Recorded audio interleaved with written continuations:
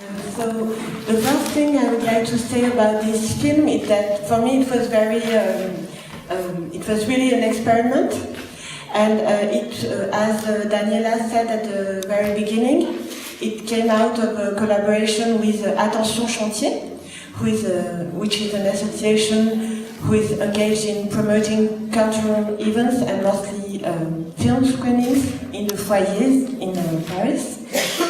So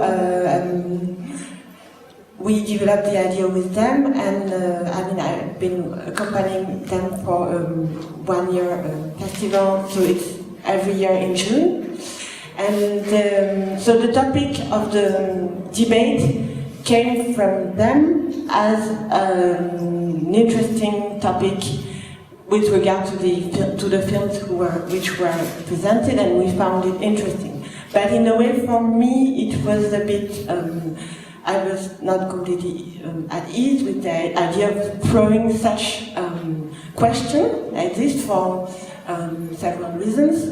The first one is that this idea of the myth of Europe is a kind of myth in itself. When you look at, for instance, films about migrants, especially about black African migrants in the 60s, for instance, it's almost a topos. You have a small scene around, for instance, the migrants saying, "Oh, my cousin who was here before me sent letters, and I thought it was a paradise, and it's not."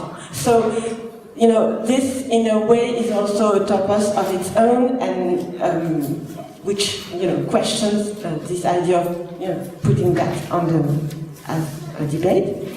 And the second trouble I had with it is that, in a way, framing the question in terms of communication is a way of depoliticizing the debate and framing the question almost as a moral one, and putting the burden of migrants coming while they should not come on the community themselves. So that was I was a bit curious to see what would come out, and in a way I think the film is interesting in that we hear several different people. I will come back to that. And they don't fall into that trap because they bring back the geopolitics of migration. Some deal with the policies of French immigration policies. Others will bring in you know, the national governments and their responsibility. So they put together, sometimes it's a bit messy, but still this geopolitics, the individual migratory path, the French history of West African migration and colonial and post-colonial background. And also there is an interesting twist in thinking of going back as the real dream. So that is points I think were important to raise. And my last point will be to say a few words of the people who are featured there. So it was really a public setting, and you hear public voices. And sometimes it's very different from what the same people would say in the more usual framework for an ethnographer of the individual interview. So you see many people, you see some of them speak, some don't. Actually, among the ones who don't speak in the film but who were very interesting, for instance, the cook in the kitchen, she was always asking me back the copy of the film. She was really wanted to see what was shown of the kitchen and what was said in the foyer. But if we focus on the one who actually speak, you have people living really in the foyer and other not living there. Adama, the hip-hop singer, who is very vocal and controversial, he actually doesn't live in that foyer, he's really accompanying the events by Attention Chantier. There is the one who failed to go back to Senegal, Tala, with his bitter experience of not being able to live in Senegal anymore and having to come back again. an entrepreneur. The man working as in the laundry business is not living there. Mamadou Dia, a young guy, he's a student. He completed a PhD in law, partly living in a foyer, so he spoke a lot about the hardship of trying to work within a room where people take shift to sleep. And finally, Alassane Ba, the first man to speak, who in the film has a very expected discourse on the idea there is a wall between them and us, but his own life story shows a very more complex trajectory. He actually lives in the foyer, but he could live with his brother, who is married to a French woman, and but he likes being a representative in the foyer because he's schooled, and also he speaks very well, so he's one of the spokesmen of the foyer, so that's a role he really likes. So that's one of the reasons he stayed there. He said, I miss the foyer if I'm not there too often. One of his sons is a judge in France, so also in terms of expectation of meeting only working class people, you have very different kind of trajectories. And so I just want to, my final word would be to say that I've shown the film at Foyer Lorraine last September to a smaller audience, but most of the speakers were there. And yeah, it was maybe I can say more about the reaction, but Alassane Ba himself said, that's a great piece. I want it back. He was going to Mali a few weeks later, and he said, okay, you should give me a copy. I only had one, and I gave him to him, and he said, he wanted to bring that to Mali. So I think, whatever difficulties there are around the topic itself, for me it was one sign that we raised questions that are of interest to the people. My research has been mostly conducted on young people, and especially young men from roughly the same region from where the speakers in this film come from. And my work, as announced, has been in the Gambia, and especially from the point of view of those who aspire to migrate and very often do not manage to. So, oftentimes when the issue of the dream of migration, the aspiration of migration is represented or talked about in the public debates, not only in Europe but also in West Africa, I would say, the idea of, as Aissatou already said, the idea that there is a misrepresentation and miscommunication, an illusion, a myth, the El Dorado, etc., is often very much there. So it's as if it all boils down to an illusion or a misrepresentation, a false consciousness, some veteran Marxists would call it.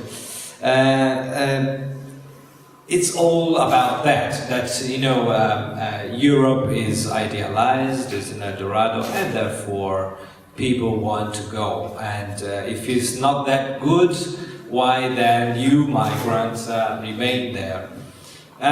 Yes and no, in the sense that, of course, the engagement, as this exhibition seeks to portray, the entanglements between Europe and Africa have been long-standing, and the fascination of many West Africans and West African youth with Europe is has a long history. But that is true for many different domains of social life and for many different continents too. So what is so special about this? So I think I would like to first say that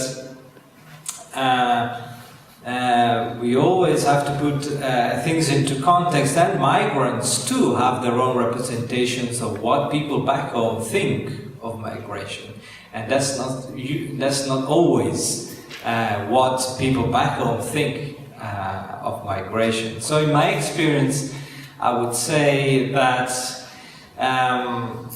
it is not so much the question of how people talk about migration back home, but rather under what circumstances, in which particular situation, the image and the wish, the aspiration to migrate acquires such a compelling power for people who stay at home.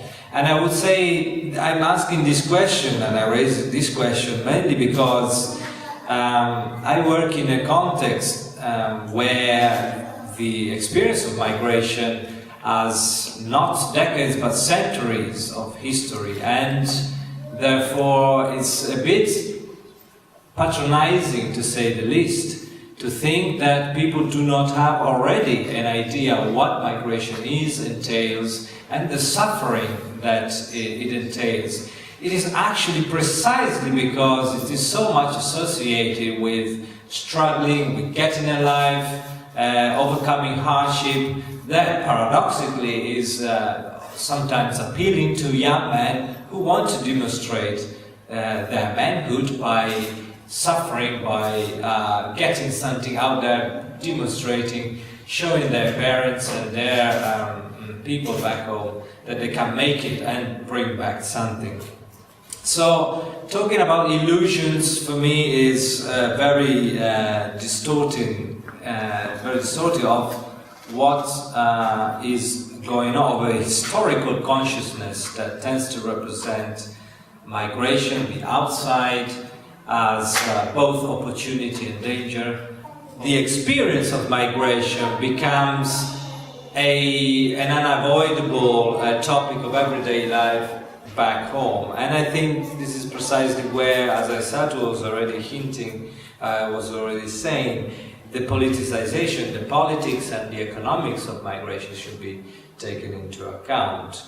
In a place where people have been going and coming for a long, long time, why and how and when the experience of migration or the idea of migration becomes so compelling. And so this is, I offer a question rather than an answer here to the question. I think then more is to be said later on. First of all, state my opinion about the film.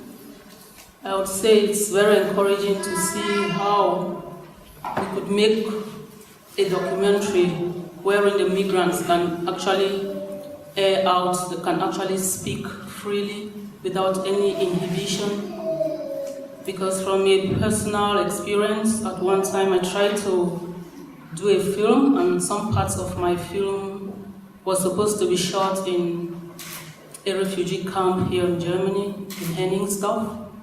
So when I went there, I realized the asylum seekers, they weren't able to talk to me the way I wanted them to. They were actually timid, they were scared, they didn't know where I was coming from, and they didn't know where the material was going to. So I would say it's very encouraging to hear how the characters speak and actually say what is on their mind, which gives me the opinion that it's a way forward in assessing the issues and maybe materializing the visions of the problems that might or say are affecting migrants over here in the West. In my research with the nation, specifically the nation of Cameroon, I came to realize that this debate is not one that is being done only in the area of, say, documentary film or like Paolo does, in the anthropological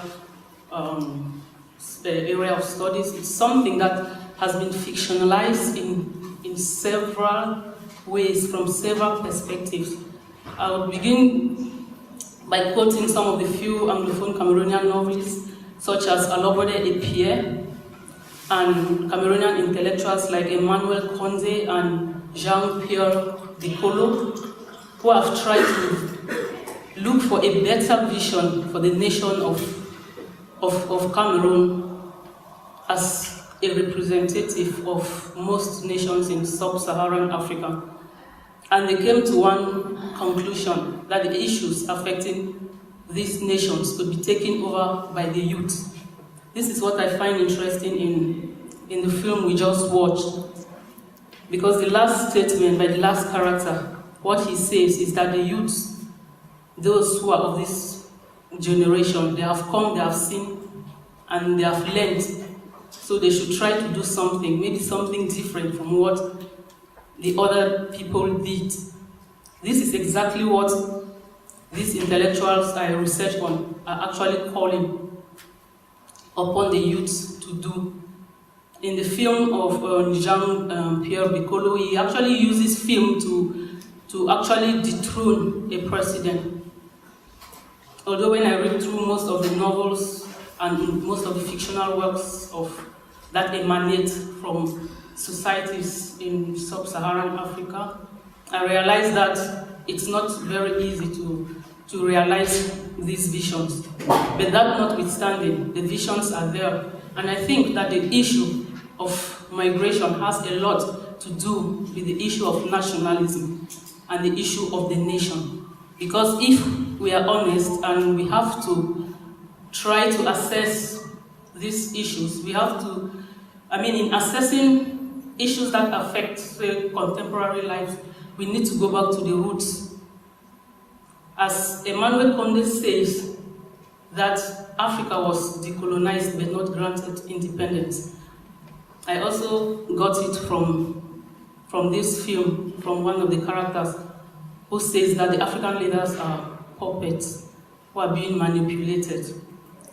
And this whole idea of being manipulated is something that runs through the nation. It doesn't end up there with the regime in power.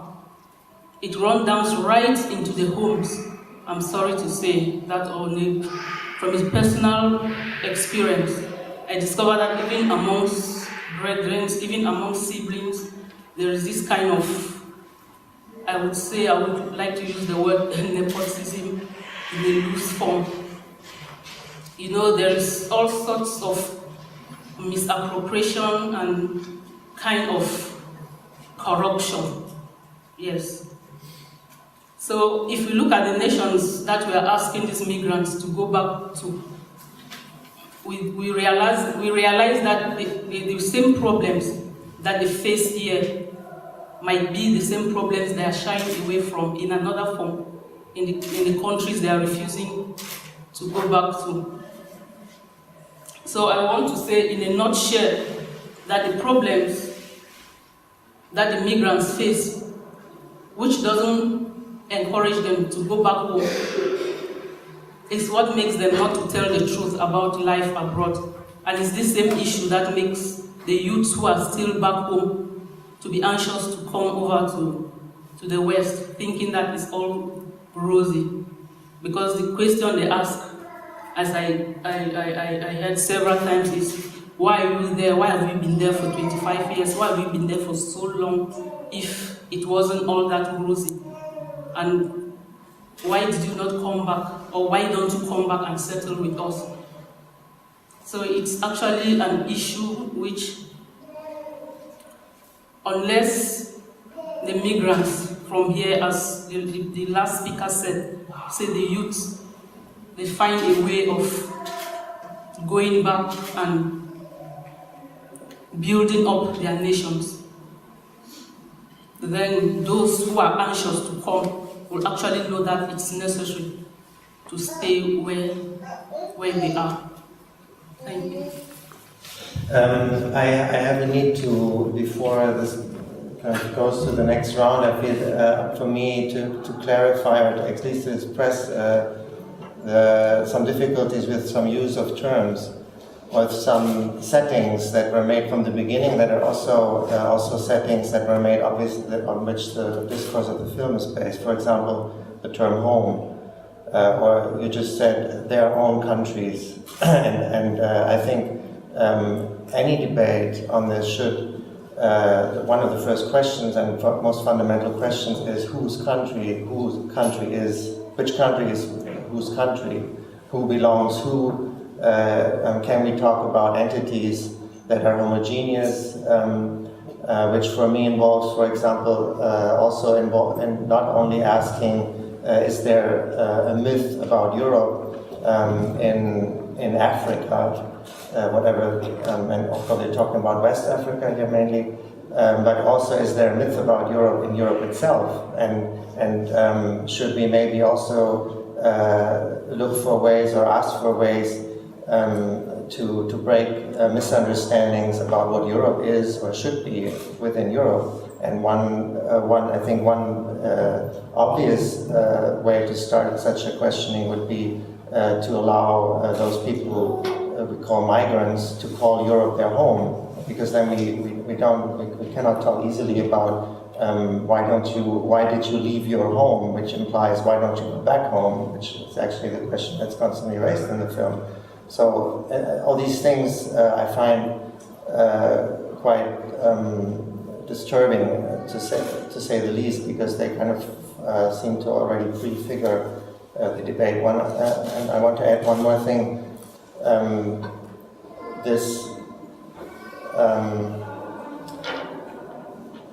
want to call it knowledge production, or to do research on the perception of Europe or the perception of migration in the countries of origin, as they're usually called in the political discourse, is very much what the International Organization for Migration is also doing. And the International Organization for Migration is the entity which is funded by the countries of the North to govern, control, and manipulate migration. And one of their largest campaigns is the one that is trying to dissuade migrants in certain countries from coming. So if there's a research project, a European research project on the perception of migration in the countries of origin, which from the film has a kind of certain impulse towards suggesting that there are illusions or misunderstandings or myth, then this comes very, very close to the policy, which is basically the publicity department of the same policy that Frontex is doing. So these are a few things that I think should. The first answer is very simple and basic. People speak of their country of origin, whatever we call it, in this town, no? So, I mean, it's not we who are bringing this idea, but they say au pays, chez nous, so that's what you hear. So, secondly, I don't know how to do that very shortly, but the foyer are not any places, and migrants in the foyer are not any African migrants in France. There are places that are central to some specific communities coming from the Senegal River region, Senegal, Mali, Mauritania, and who came since the 60s. And the foyer are kind of nodal points. I try to develop a bit of context in this room about this specific kind of places of living for men, which implies that it's only those who couldn't or didn't want to bring their family at home. So, and it's institutions that are both linked to the migration policies in France, to urban policies too, but also, for which migrants also find some kind of specific use. So the kind of public discourse you have here in the open area in front of the foyer is very much also with this in mind. In the debate they kept referring to those who came here and to this specific history of West African migration to France.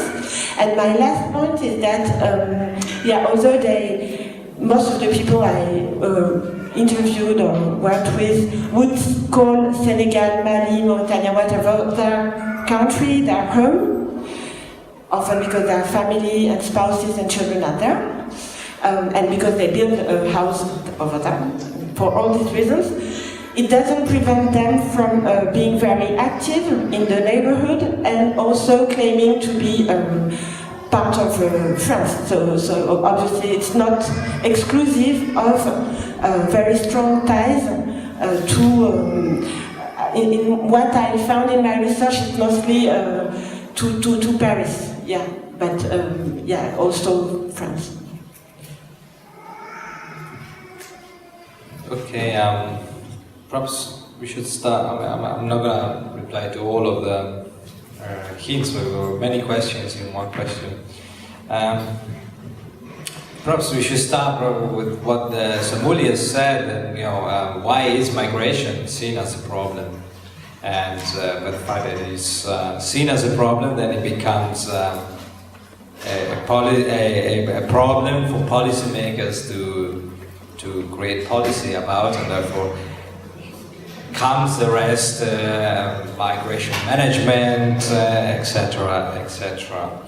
And also, I would say, to add to the question that came from the audience, that it's not just a question of preventing migrants from coming to Europe. Oftentimes, especially in the most recent developments, there is a Janus phase of policy making. On the one hand is securing borders, and on the other actually is tapping migration as a resource for development. And here come, and also the comments in the film convey some of these ideologies of organizing migrants and migration so as to tap on, especially on remittances, on monetary remittances to the home countries of origins, in order to develop the countries. And this is yet another question. But perhaps I should restrict my answer to the question of perception of migration in the countries of origins. And it's very true that there is a plethora of organizations, and especially the IOM, the International Organization for Migration, that's trying to monitor and use soft power to control migration, and especially to shape understandings of what migration entails and involves, etc., and tries in a way to regularize, or to send, to first of all to prevent undocumented migration from happening, and secondly to raise awareness, so to speak, about what immigration involves, etc. And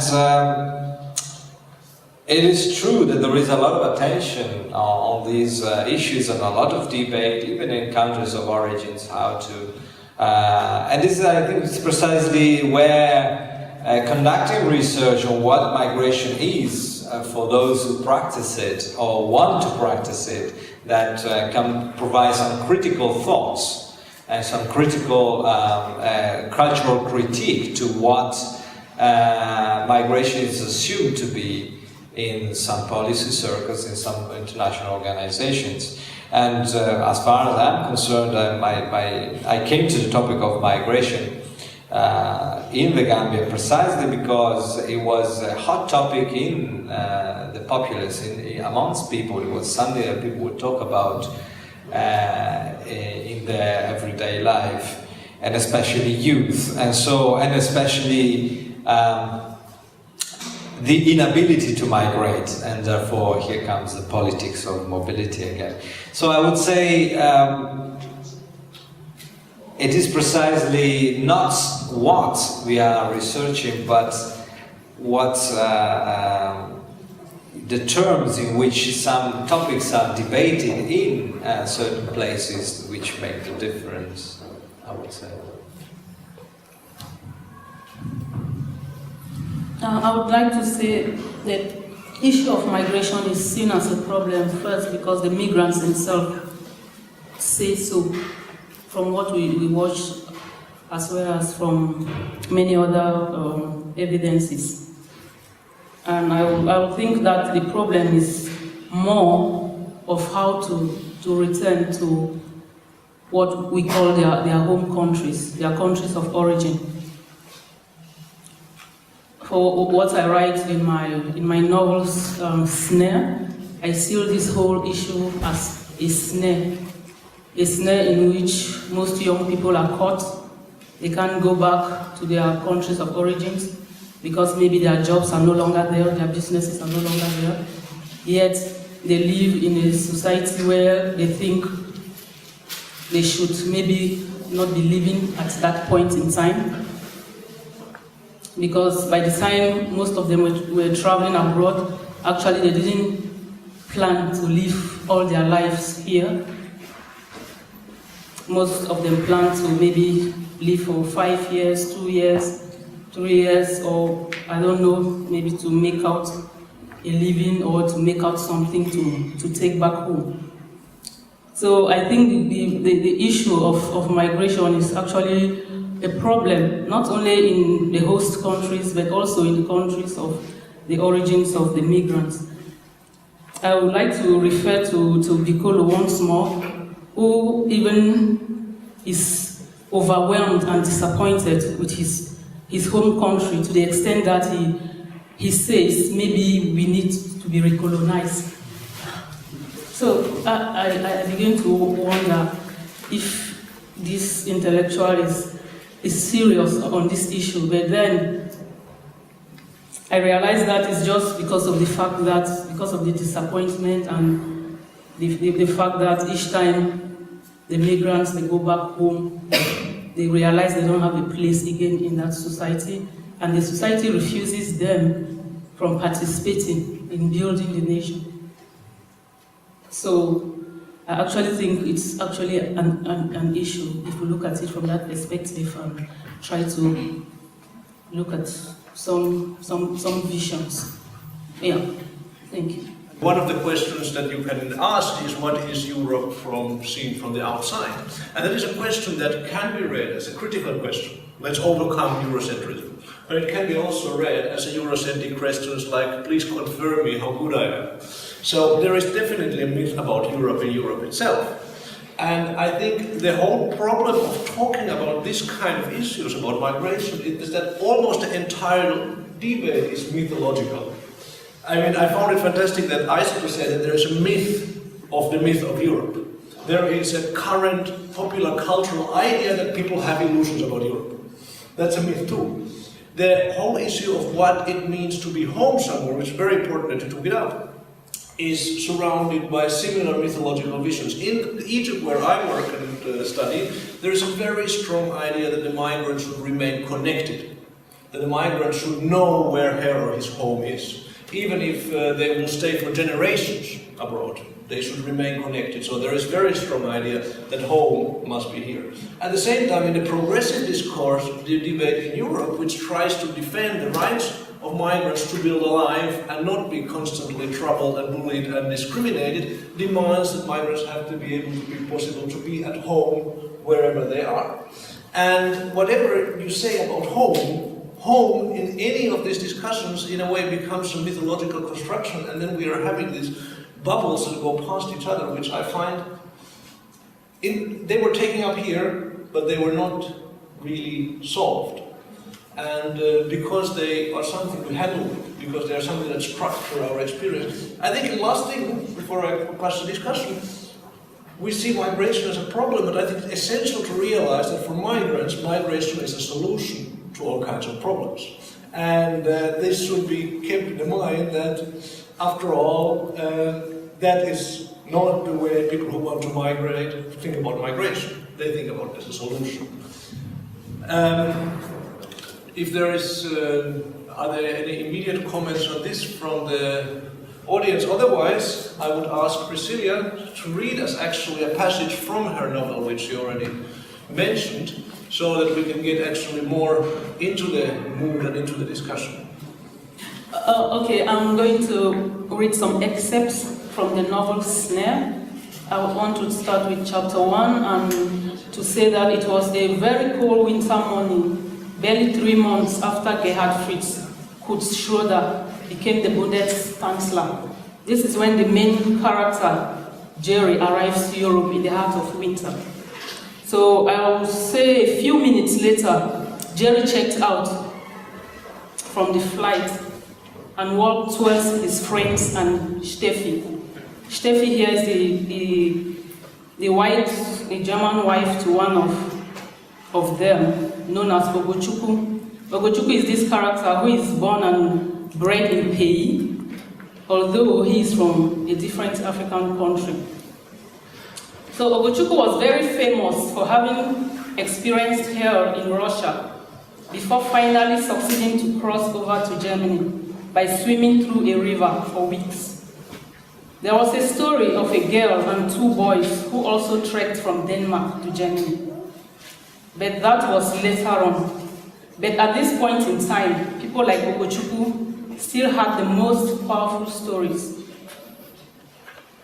This girl and the 2 boys arrived Hamburg, from where they later on found their way to Wuppertal. The story reached others in Berlin through several telephone calls, and the news went around that the Danish borders were opened, and so several telephone calls were made to the people back home. Getting a visa to Denmark was easier than getting one to Germany. You needed just to trek a few weeks and nights. What was this compared to living all your life in a third world country? It was nothing compared to this paradise of a place called Germany.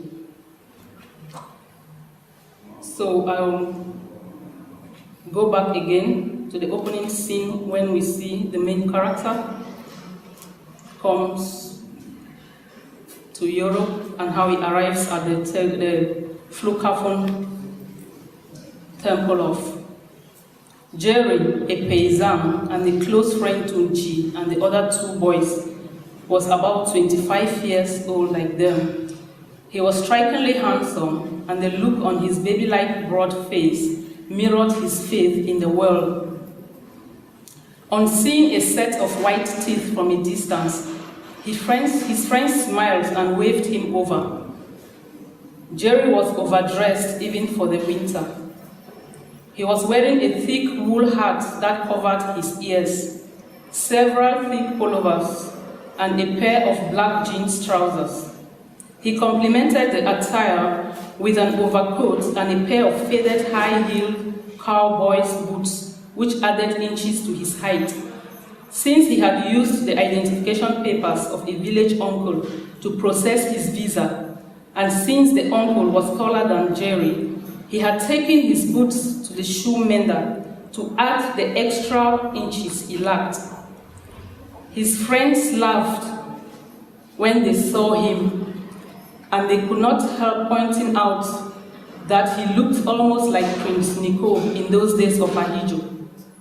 Jerry's friends hugged him again and again in their warm embraces as they shouted excitedly, "Look here, oh my man Jerry, welcome to Germany.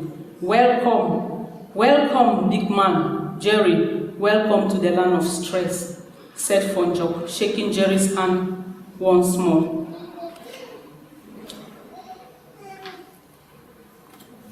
So,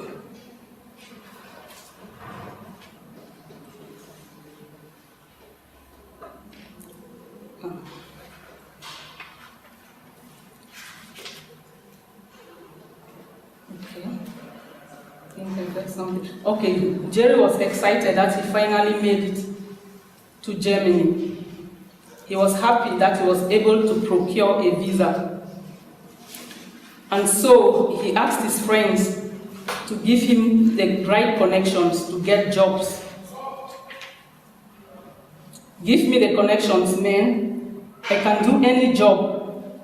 I can even sweep the streets. I will do it. What am I ashamed of? Nobody knows me around here. I don't plan to date any girl. After 2 years, I will go back with a diamond ring for my queen's finger." Even if it is to wash corpses, I will do it. I know the white people will not like doing such a nasty job and will certainly pay for it. His friends stopped laughing. His friends who were laughing, they stopped laughing. Who is Pamela? Asked Manjoh, as the boys all stopped laughing. This man, you are mad. Secondly, who allow you go near a white corpse? Manjoh continued. So, as we have listened to Jerry's ambitions and his motives, his reasons for coming to Germany to spend 2 years, get some money and go back and get married to his wife. So I'll take us to chapter 7 to see how it goes, how he fulfills this ambition.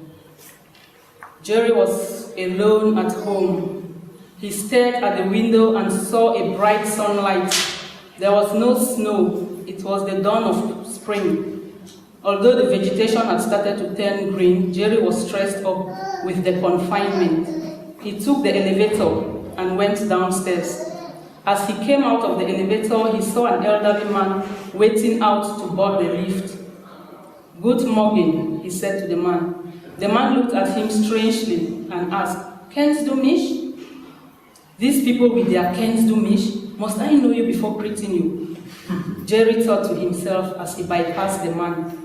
Jerry went out and stood in front of the building, looking up and down. He noticed a German boy unlocking his bicycle, and so he went to talk to him. The young man was surprised, yet he nodded his head. "I am Jerry. I come from Pays. Your bike looks good. Are you going out?" Jerry asked. The boy stood up, looked at Jerry, and said, "Ha, Pays, Fußball, Roger Miller." Jerry smiled.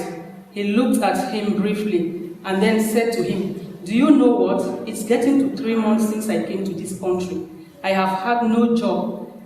I have not even earned even 1 franc. Even the little money I brought with me is finished. I now live from my friends' pockets. I do not even have money anymore to telephone my girl Pamela and my parents. They will think I have completely forgotten about them. When I ask my friends about a job, all they say is that I don't have papers. They also tell me jobs are scarce. They tell me I can't even speak the German language. Some even ask me to seek asylum. Oh, I miss everything about Pays. But my business is no longer there. Then Pamela, what will I tell her after promising that I will come to Europe and go back in order for us to get married? I must struggle. I must be a man. Yes, I must struggle. After all, others have made something out of the place. Pamela, you know, is my girl. And the boy merely looked at Jerry, shook his head, and said, "Es tut mir leid, ich verstehe kein English," and rode off. Jerry stared blankly after him, sighed, and quickly went back into the building as the first showers of rain touched him. So I'll quickly take us to chapter 17, which says work. It's a conversation amongst the 3 friends at their job site. But tell me, how many good black women, I mean African women, do you know who smoke? Not African American. I mean born and bred in Africa. None. Let's limit ourselves to Pays, which we are very versed with. G continued. After living in Europe, you still talk like this? The boy exclaimed. Why not? Was I not born in Africa? Did I not grow up there, and will I not return there after my studies? Which studies? The boy asked. G indicated the Baustelle with a wave of his hand. This, of course, he said. The 3 boys burst out laughing sarcastically. Then, in a very sad tone, the boy said, "Massa, Europe is hard though. I won't allow anyone I know to just come here like that, without any strong sense of purpose. Look at me, a graduate, doing all this. You, a graduate, na und? So what about that? We are all graduates and you know it. So what do we do? Aren't you happy that you even have this job? Very soon the work here is going to get finished. Then we won't have anything else to do. Chef is even nice to have left us here up to this time. Break was finally over. Jerry yawned. He stood up and stretched his body tiredly. He scratched his body roughly and sighed. "It's a snare, my brother. A snare in which all of us are caught up," said Jerry. The other workers stood up to resume work, and the trio also moved on slowly while they conversed. So these are some of the experiences of Jerry whilst abroad. So let's listen to a telephone conversation he holds with his people back home. And whilst Pamela was standing between the main building and the kitchen building, her mobile phone started to ring. "Hello, hello, oh darling Jerry, how are you? How is Bundes? I know you people are enjoying yourselves over there," Pamela said. "Everything is fine, everything is okay. So how are you doing? I miss you so much, Pamela," Jerry said. "Oh darling, I miss you too. How much I long to be there with you. When am I coming over?" "Don't worry, you will come soon, everything is fine. Just take good care of yourself." "Oh yes, I will do. The things you sent me were very beautiful. I saw the money. Everyone is impressed by you. I talked about you to my father. Can you please talk to my mother?" Pamela's mother jumped out of the kitchen, shouting at one of the sisters standing on the way. The sister stepped to the side and then hurried after the mother. The mother took the phone from Pamela anxiously and started talking. "Hello, my son. How are you? Pam has been telling me about you. How about your place? You people call it Bundes?" "Yes, Mom, this place is a real paradise. It is so different from our place there, totally different," Jerry said. Then the mother went on saying, "You are a big man, no. Next time you are sending Pamela things, try to send something also for me." "Oh yes, Mom, I will do. That's no problem. Pam told me about your backache. I will send some money for the treatment," Jerry was pleased to say. Thank you.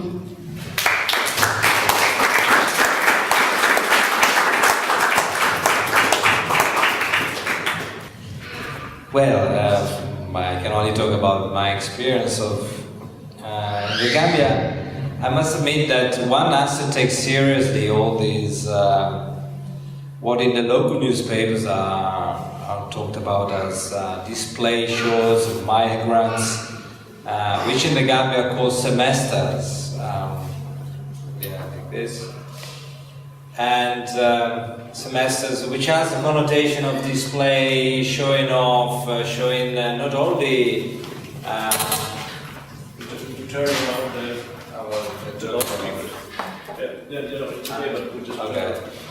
Not only the question of showing items, consumer items that one acquires abroad, but also attitudes, knowledge, accents. For example, we were talking, somebody talking in German in the home country to show that. So these things are all happening and they're all there, but one also has to take these things with a pinch of salt. I think it's safe whichever direction. So let me just talk without microphone. It's better. So in the sense that there is always an ambiguity in my experience, a double discourse of a fascination or of envy and jealousy and desire of emulation, which is driving also a desire of migration, but it's also a sort of criticism, a widespread criticism about such behaviors. In a way, one might just appreciate that behavior on the public setting, and then on the migrant's back talk badly about his behavior, his excessive style, etc. And one has to also say that there are multiple ways in which display is practiced, and there are definitely lots of discourses about modesty. And you know better than me that in a certain Muslim context like in West Africa and Northern Africa as well, a discourse on modesty might actually oppose these other discourses, these other practices of display, and migrants might also exceed in showing their modesty by wearing plain clothes and investing their money in the hard stuff like a house rather than on drinks and cars and sunglasses, etc., etc. So I think it's always important to say that there is a lot of ambiguity and a lot of different facets to these display shows of migrants, which are sometimes actually ridiculed by the locals. And you just, yes, you have stayed away many years, you come back, fair enough, you're a big man, but hey, just take it easy. You're still this.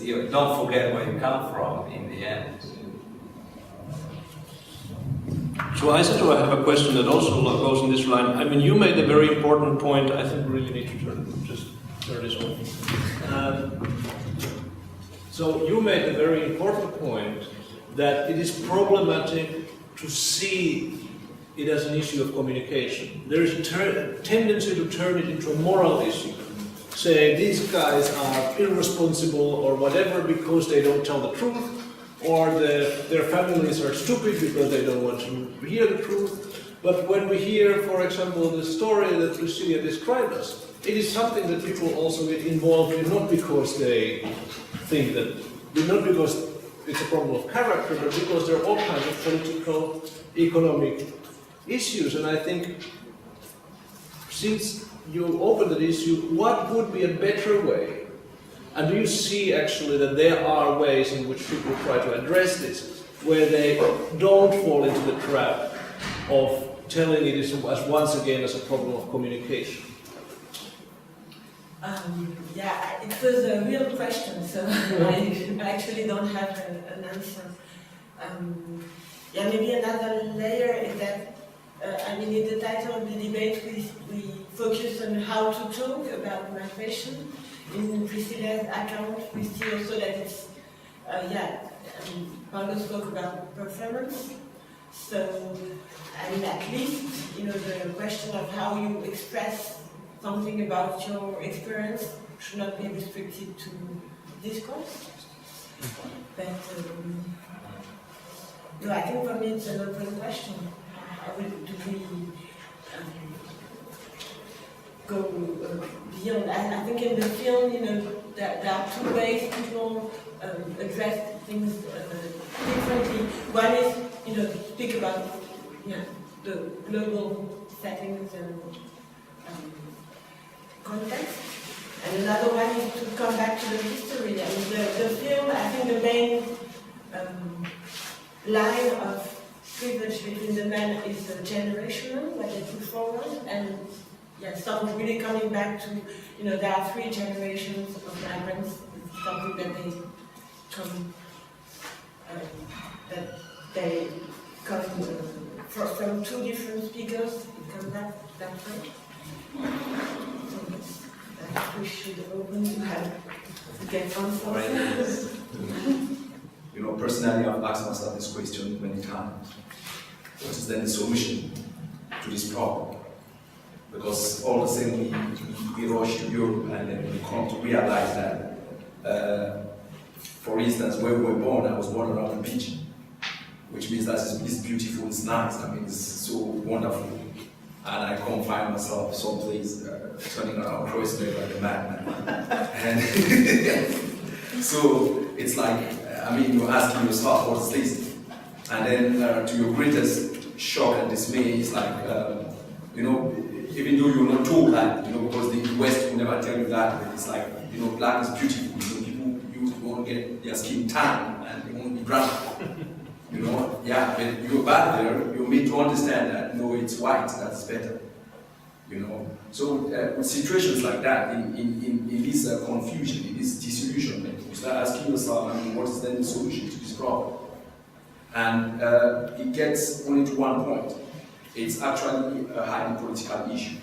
Because, you know, as you say, we look at the remittances and all those type of things, and truly, as you say, people are doing money to come here because it's like economically better here, and so you can take care of the other people back home and things like that. But the fact is, if the stability is gotten back, because home, and someone's talking about home country, home country is home.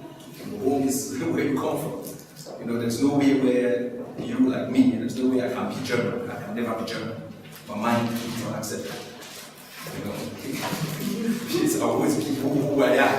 You know, so it's not about a piece of paper. So it's all about you look at the political system, you look at the situation, and in fact, it's like somebody says it also there in the movie that, you know, it is actually the leaders being corporates and things like that. You know, it's like if you are a leader that doesn't match according to the philosophies or the political philosophies of the West, what happens is that they crush you. You know, Mugabe is not a bad man. It's just because Mugabe thinks the way he thinks. So Pobia becomes a good man because he can put his people under pressure for the last 30, 40 years and makes it fine for France. You know what I'm saying? But if Mugabe questions England, then he has a problem. You know, and when you look at a lot of situations and you ask yourself, the diamonds in the diamonds from Sierra Leone and Liberia and whatsoever, all those wars, I mean, they're sitting in some crown on someone's head in the West. So the fact is, what has actually happened? Where is the force coming from? Who's pushing what? So the first idea is to leave Africa in peace. Who do you actually address in this book? I mean, of course, writers, sometimes, you know, a book becomes a free being and it's not in control who you really read. But when you write this book and when you publish it, who do you actually have in mind? What is the politics of your book? So I would say I was kind of encouraged or influenced to write this book when I observed the situation of migrants in this country, as well as the youths in Africa, say specifically from my country, their anxiety to travel abroad. After I had witnessed what goes on here. Yeah. So actually, so I actually intend to reach out to especially those who would be maybe nursing some intentions of traveling abroad. It's not like I want to discourage them not to travel abroad. Of course, everyone has the freedom to travel and go to wherever you want to go to. But I just want them to give a second thought to every move they make at this point in their life as youths, growing up, aspiring to make a better future. They should give a thought to what exactly they are coming to do in the West, why they are going there, where they are going to, and they should be actually quite informed so that they don't get embarrassed or disappointment between the illusions they had and the reality of the situation. Just that alone can make them lose, even if they were going to maybe achieve one thing or the other. And another aim of writing was that I intended to reach even the other culture, to actually do a kind of intercultural exchange to inform the West about the migrants, what they go through. I mean, each time we know about what happens there, maybe with the regime, or maybe with Angela Merkel and things like that, but we don't know what goes on. Some of us don't know what goes on underneath, what goes on in society, what goes on with, say, these foreigners. There are some misconceptions, misunderstandings that I begin to realize, and I try to really expose each culture in my own small way to the other side to make them to better understand, and maybe it might ease the relationships between, say, the Africans or the migrants and the members of the host country, so that it could be a starting point to better understand their issues and seek out solutions. So I would say the readership I intend to reach is the people back home as well. I very much want them to read this book, as well as people who dwell also in this society, to better understand where these people are coming from, what they think, what they feel, and their own ways of doing things. So for a better and smooth relationship in a global world. I would like to add a piece which is in my new film, where a young Dutch guy who has been born and raised in Holland, but his parents and grandparents have been migrating from Morocco.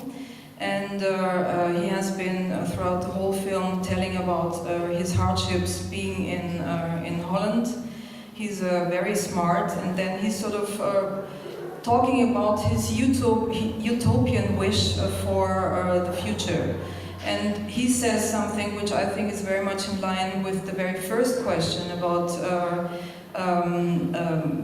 Europe not being a home to the migrants who are not migrants anymore, but who are residing here, who have children here, who are Dutch, German, French, English, whatever.